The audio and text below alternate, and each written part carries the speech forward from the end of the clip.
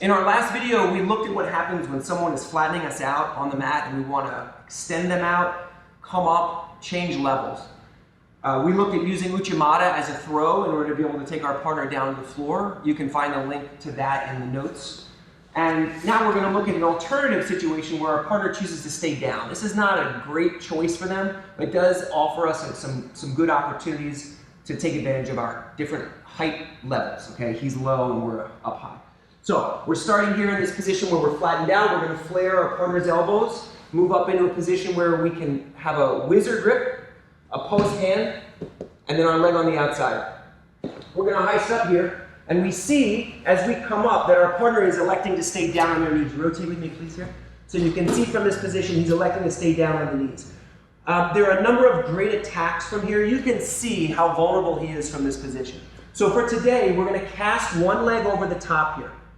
Now, this is going to allow us to anchor our body. When we put the leg over, we can hold on to our partner. We can also suspend our weight with our right leg, our right hand, and we can cast our leg up over the top. That's going to allow us to enter into a version of the flying triangle. We can lock the figure of four, move our partner's arm across, and adjust for the finish down the bottom. The key with this is learning how to be able to suspend your body weight off of your partner using your leg and your arm. Okay? It's not so much a jump where we're flying uncontrolled into our partner, which would be dangerous and very difficult to practice, but instead we're using a very controlled method, beginning with our forward shift. We have our whizzer in place, we're posting, we're rising. You have two choices of your position with your leg. One is your leg here. The other is, if you can get it, your leg up by your partner's shoulder. Okay? This is optimal. It's helpful for you to be up on your feet in order to be able to do this. But if you're not comfortable, it's also okay to begin by placing a foot here on your partner's hip.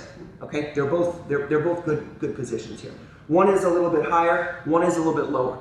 As you go, look how this leg comes up off the mat, and we can have a controlled entry into this triangle because we're posting on our arm and using our partner's body to hold on to. When we land initially, we want to make sure that we're heavy with our top leg. We start in the trap triangle. We adjust using the help of our hand. We move our partner's arm across, scoop, and we have the finish from here. So, last time through, do an angle like this. So, 1, 2, here, we're up, we settle in, take our scoop grip, and we're in on our finish.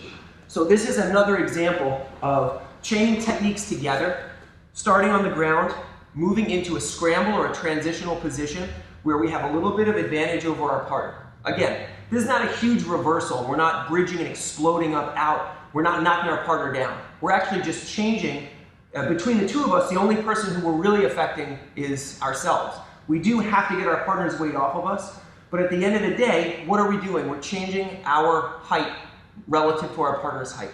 Then from there, we're looking at what advantages we have and how we can enter into a controlled submission attack. In this case, even though a flying attack is usually considered a dangerous attack in terms of safety level, here we can practice it in a way that's relatively safe. You can do it over and over again. You can exchange positions, and the relative weight is not as important as if you were hitting a standard flying attack where we're both on our feet.